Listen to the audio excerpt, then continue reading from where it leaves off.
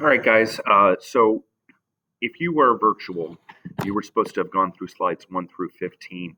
I decided to make those an assignment to get some points in the grade book. So we're going to do those notes in Google Slides.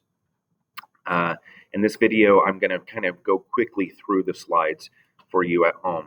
Okay, so what is a virus? It's an infectious particle that is non-living, comes from the Latin word poison.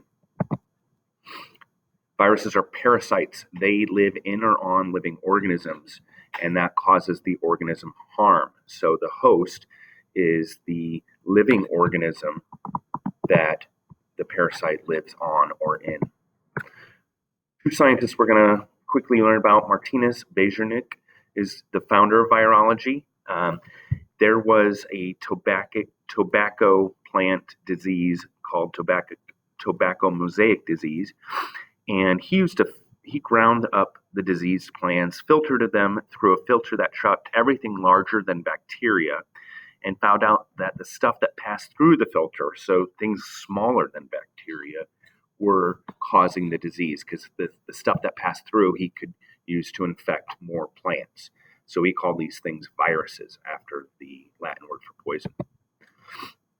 And then in 1935, Wendell Stanley isolated crystals of tobacco mosaic viruses, and living organisms do not crystallize, so Stanley inferred that viruses are not living. Viruses are extremely small. They can only be seen with an electron microscope. On the left here, we have a picture of Ebola virus, and on the right, we have a picture of a bacterial virus called a bacteriophage, which we will talk more about. A virus is active only when inside a living cell. When removed from a living cell, it can't do anything. It can't copy itself, but it retains its ability to infect a cell. So on the left here, we have bacteriophages, and on the right, we see the tip of a bacterial cell, and all those little creatures around it are bacteriophages or bacterial viruses trying to infect that bacterial cell. Viruses vary widely in terms of size and structure. On the top left, we have tobacco mosaic virus. Next to that, on the right, we have poliovirus, which does not have a fatty layer on the outside. To the right of that, we have influenza, which looks somewhat similar to coronavirus. It's got those spikes on the outside that it uses to infect the cell, and it's surrounded by a fatty membrane. And then to the right of that, we have, again, a bacteriophage. Label the parts of the virus. You can do this yourself. Not all viruses have these.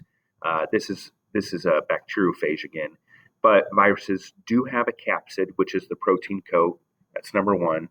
Number 6, they all have DNA or RNA. That's their genetic material, which contains the instructions for the cell to use to copy the virus. Viruses are non-cellular. They're not made of cells. They have no cell parts. They don't have ribosomes, so they can't make proteins. They need to hijack a cell to do that. So viruses consist of 2 parts, like I said. They need DNA or RNA as their genetic material, and they're surrounded by a protein coat. And the capsid is the protein coat that surrounds the DNA or RNA. The capsid is made of proteins, so that protects the genetic material, and it also allows the virus to enter the host. The capsid has a particular shape, like a key, that must match the receptors on the cell surface, which is like a lock.